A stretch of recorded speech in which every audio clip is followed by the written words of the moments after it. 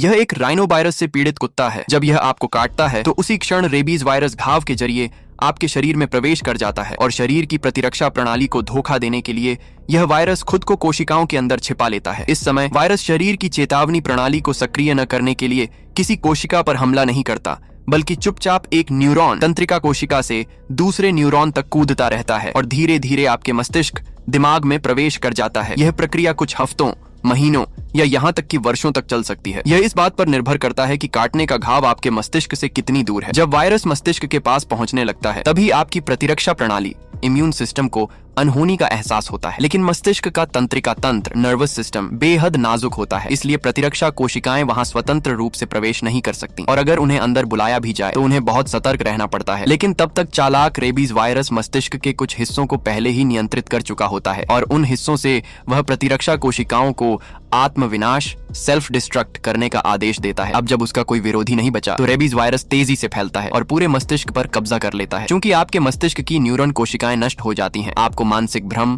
पागलपन, यहाँ तक कि पक्षाघात पैरालिसिस जैसे लक्षण भी दिखने लगते हैं। इसके अलावा आप पानी, तेज रोशनी और आवाज जैसे बाहरी उत्तेजनों के प्रति बेहद संवेदनशील हो जाते हैं। इनमें से किसी भी चीज से संपर्क होने पर आपकी गले की और सांस लेने वाली मांसपेशियां अचानक सिकुड़ जाती हैं, जिससे लगभग 5 मिनट तक सांस लेने में कठिनाई होती है। जब वायरस मस्तिष्क पर पूरी तरह कब्जा कर लेता है तो वह शरीर के हर कोने में फैलने लगता है और अगले शिकार की तलाश शुरू कर देता है। इस समय आप तरल पदार्थ नहीं निगल पाते, जिससे आपकी लार, सलाइवा में रेबीज वायरस की भारी मात्रा जमा हो जाती है। अगर अब आप किसी को काट लें तो वही भयावह चक्र फिर से दोहराया जाएगा।